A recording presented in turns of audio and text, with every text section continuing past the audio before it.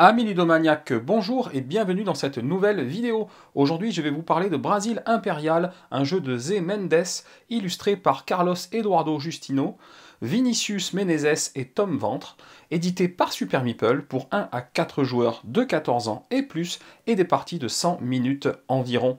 On inaugure un nouveau format de découverte des jeux qui a pour but de vous permettre de savoir rapidement si un jeu est fait pour vous ou pas. On va parler mécanique, matériel, rejouabilité, et je vais noter le jeu selon tous ces critères. Alors suivez-moi, c'est parti. Dans Brasil Imperial, le Nouveau Monde vient d'être découvert, et vous allez jouer une puissance coloniale qui veut s'y développer. Il s'agit d'un jeu 4X où vous allez effectivement explorer, vous étendre, exploiter des ressources et dans une moindre mesure faire la guerre. Vous choisirez un monarque, c'est-à-dire une personnalité qui a marqué de près ou de loin l'histoire du Brésil pour vous aider dans cette tâche. Les différents plateaux joueurs sont asymétriques au niveau de leurs unités militaires. Vous devrez construire le plateau sur lequel vous allez évoluer avant chaque partie, selon les différentes cartes disponibles dans le livret de règles et selon le nombre de joueurs. Des cartes missions choisies au début de la partie orienteront votre jeu et détermineront l'avancée à travers les époques et la fin de partie.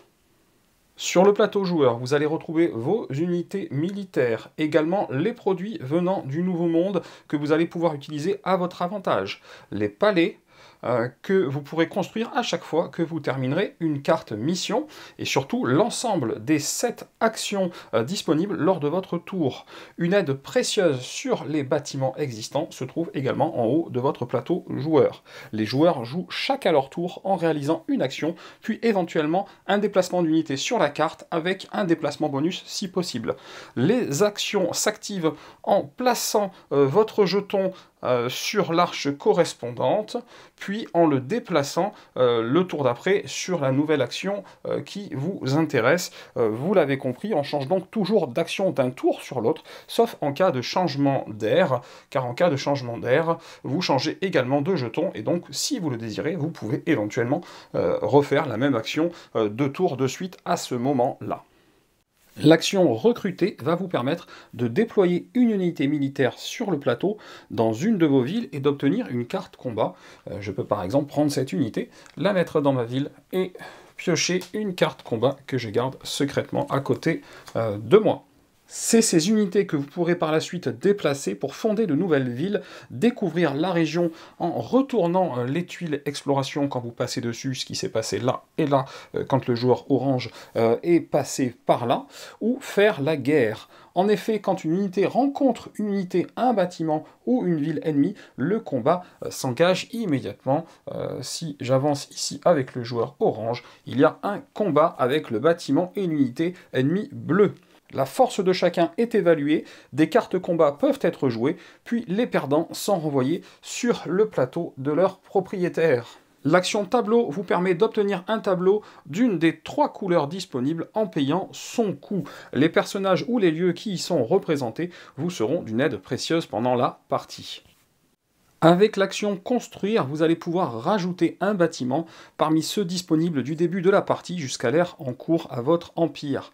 Vous devrez toujours être adjacent à une tuile que vous possédez déjà, et vous n'aurez pas le droit d'être adjacent à une tuile adverse. Il vous faudra bien entendu payer le coût du bâtiment et le poser sur le type de terrain approprié. Donc on va par exemple poser une fonderie ici, avec les ressources qui correspondent. Tout nouveau bâtiment arrive donc avec les ressources qui sont inscrites dessus. La seule exception à cette règle, c'est la ville qui peut être construite non adjacente à votre empire. Elle peut être construite là où se trouve votre unité militaire monarque. Mon monarque étant ici, je pourrais, si j'en paye le coût, construire une ville là où se trouve mon monarque sans être adjacent à mon empire. Par contre, je n'aurai toujours pas le droit d'être adjacent à un empire adverse quand je construis ma ville. L'action rénover va vous permettre d'obtenir de nouveau des ressources d'un bâtiment qui n'en a plus. Vous aurez le choix entre alimenter de nouveau votre bâtiment avec les mêmes ressources. Par exemple, ici, j'alimente de nouveau ce bâtiment avec les mêmes ressources. Ou alors, de retourner le bâtiment en question sur sa face opposée et de l'alimenter avec les nouvelles ressources qui sont inscrites dessus. Avec l'action fabriquer, vous allez pouvoir obtenir des produits que vous allez utiliser pour améliorer vos actions. Vous payez tout simplement le coût du produit, vous mettez le produit sur une forme correspondante, vous avez toujours deux choix possibles, en tout cas quand vous n'avez pas encore amélioré, et votre action devient améliorée. Une action améliorée, c'est une action qui devient soit moins chère, soit plus puissante. L'action importer vous permettra d'obtenir une ressource de votre choix et une carte or si elle est améliorée. Voici donc une carte or. Les cartes or peuvent être gardées et utilisées comme un or, comme indiqué sur leur verso, ou alors utilisées pour leur pouvoir en cours de partie ou en fin de partie, comme le font ces deux cartes-là par exemple. Il faut savoir qu'il y a 4 ressources de base dans le jeu, à savoir le pernambouc, le coton, la canne à sucre et le café, et que l'or peut remplacer n'importe laquelle d'entre elles. La dernière action possible, c'est celle d'échanger de manière assez simple. Vous allez pouvoir transformer des ressources ou des cartes combat en or, carte or et science. La science, c'est ceci, et ça peut remplacer n'importe quelle ressource, et même l'or. L'ensemble des 5 actions de gauche vous donne également un déplacement bonus possible lors de votre phase de déplacement. Vous pourrez donc, si vous gérez bien, vous déplacer de 2 cases au lieu d'une. Les 2 actions de gauche vous donnent, elles, un bonus militaire. Dès qu'un joueur a réalisé intégralement sa carte mission de l'ère 3, la partie prend fin à la fin du tour. Pas de piste de score, tous les points réalisés par les joueurs sont visibles soit sur leur plateau personnel, soit sur la carte. Qu'en est-il du matériel du jeu? On va commencer par les points négatifs concernant ce matériel. D'abord, les tuiles océan simples d'une case sont trop petites par rapport au reste du matériel. Alors je vous montre ça de plus près, mais voyez, là j'ai collé ma tuile et regardez, là le liseré qui est là, là et il y en a un là. Faites-moi confiance, ça fait un écart et on le voit bien, pour les tuiles simples, elles flottent à l'intérieur. Ici et là, elles flottent à l'intérieur parce qu'elles sont un peu plus petites que le reste de toutes les tuiles du jeu. Donc ça c'est un petit peu dommage, je ne sais pas comment ça se fait, mais effectivement j'ai constaté ça. L'autre chose, ce sont les monarques à choisir qui sont liés à votre couleur de joueur et donc à votre empire. Les Brésiliens en vert, eux, ils ont droit à 4 choix, puisqu'ils ont 2 tuiles, donc ils ont droit à ces 4 choix-là. Et pour les autres, ils ont droit qu'à une tuile, et donc à 2 choix, ce qui était le cas aussi ici pour le joueur orange. Donc ça, c'est un petit peu dommage. Voilà, on aurait aimé un choix entre 4 pour tous les joueurs. Alors, dernier petit point, et là je chipote, parce que tout est rappelé sur le plateau joueur, sauf la réalisation de la phase 2, à savoir le déplacement. Et comme vous n'avez pas d'unité au début de la partie, il est facile d'oublier, une fois que vous en avez, de vous déplacer après votre action. Donc un petit rappel sur le plateau joueur aurait été parfait. Bon, alors, c'est pas totalement négatif, hein. Surtout le dernier point, où j'exagère un petit peu, parce que comme c'était très bien au niveau du rappel, bah, on aurait aimé qu'il y ait absolument tout.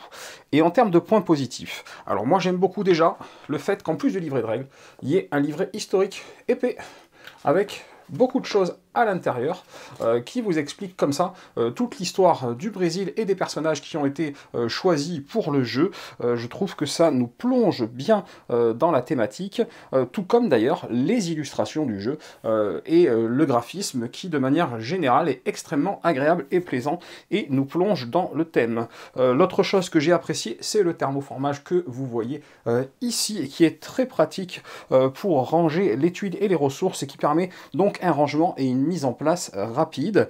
Et enfin, je dois avouer qu'au niveau de toutes les tuiles, de tous les plateaux, l'épaisseur est assez impressionnante. Et donc c'est de la très bonne qualité et c'est très agréable quand on joue.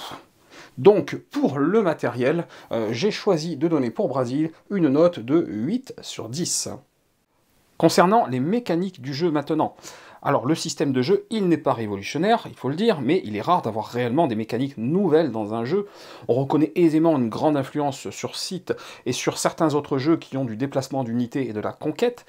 Toutefois, l'ensemble est étonnamment fluide, parce que le système une action ici à choisir, puis un déplacement, Tout ça, ça propose peu de temps mort dans la partie et ça s'enchaîne facilement. On constate d'ailleurs que le temps de partie indiqué au départ sur la boîte, eh bien, il correspond bien et il est bien respecté. La fin de partie, elle n'est pas toujours évidente à voir venir, la fin de partie là, qui est déclenchée par un joueur qui aurait complété l'ensemble des missions sur sa carte mission de l'ère 3, parce qu'on ne sait pas toujours ce que l'adversaire a pu obtenir et a pu choisir comme mission pour l'ère 3. Du coup, dès le passage de l'ère 2 à l'ère 3, il faut anticiper la possibilité d'une fin de partie dans les prochains tours, même s'il y a généralement toujours au moins deux bâtiments de l'ère 3 à construire, donc il vous reste au minimum au moins 2-3 tours, quoi. Voilà, mais il faut anticiper, il faut faire attention, c'est une possibilité, et donc il faut faire des choix les plus rentables possibles en termes de points à ce moment-là. L'interaction entre les joueurs sur le plateau même sera plus ou moins forte selon la carte choisie, et bien entendu selon les joueurs, s'ils sont plutôt agressifs ou pas. Donc évidemment, en fait, à chaque fois qu'il va y avoir de l'eau sur une carte, ça va obliger potentiellement à contourner ou à franchir, parce que vous pouvez construire des unités militaires que sur votre capitale de départ ou sur des villes que vous auriez créées, ce qui est là le cas d'une nouvelle ville pour le joueur orange. Donc automatiquement, s'il y a de l'eau au milieu, je peux pas aller construire une ville dans l'eau, donc je suis obligé de contourner, etc. Donc voilà, l'interaction elle est gérée un petit peu comme ça avec les cartes et puis selon l'agressivité des joueurs, bien entendu. Alors l'or et la science peuvent sembler puissants, mais il n'est pas si simple d'en obtenir, et surtout, on le voit sur les plateaux joueurs, la plupart des unités militaires demandent de l'or et de la science pour être déployées, et donc on va souvent déjà les dépenser pour ce faire. Évidemment, il y a une part de hasard dans le jeu qu'il ne faut pas négliger. Alors que ce soit pour l'arrivée des cartes tableau, évidemment, pour les cartes or et les cartes combat quand vous les piochez, pour les tuiles exploration qui ont été mises au hasard au début de la partie et que vous allez découvrir quand vous allez dessus, et à moindre mesure pour les villes qui sont posées selon les types de ressources qu'elles demandent, mais bon, ça c'est beaucoup plus gérable. Bon, alors le jeu est à mon sens un jeu entre deux catégories, à savoir la catégorie intermédiaire et expert, mais il pourra dans tous les cas plaire aux deux catégories de joueurs, à mon avis. Pour les mécaniques, j'ai donné à Brésil la note de 7 sur 10. Et enfin, nous allons parler rejouabilité. Alors la rejouabilité, elle est assurée par les différentes cartes proposées, donc à construire au début de la partie. Vous avez un nombre de cartes disponibles différents selon le nombre de joueurs. Vous avez 2 cartes disponibles à 2 joueurs, 3 cartes à 3 joueurs et 3 cartes disponibles à 4 joueurs. Donc si vous variez le nombre de joueurs lors de vos parties, vous aurez beaucoup plus de rejouabilité que si vous jouez toujours avec le même nombre de joueurs. Donc déjà ça c'est important de comprendre ça. Le choix évidemment du peuple que vous jouer vous donnera une asymétrie au niveau des unités militaires et au niveau du choix des monarques, du coup, même si je regrette qu'il n'y a pas 4 monarques par peuple, seulement 4 pour les Brésiliens.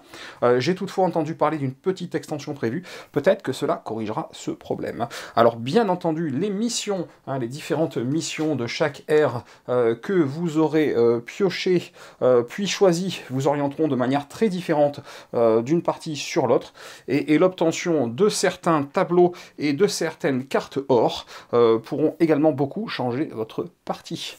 Donc en termes de rejouabilité, je note Brésil avec un 7 sur 10 également.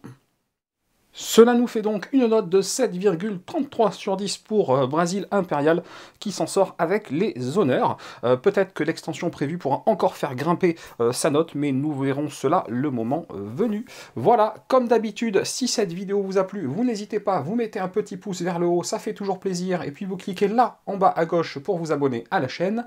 Et chers amis ludomaniaques, je vous dis à très bientôt pour une prochaine vidéo.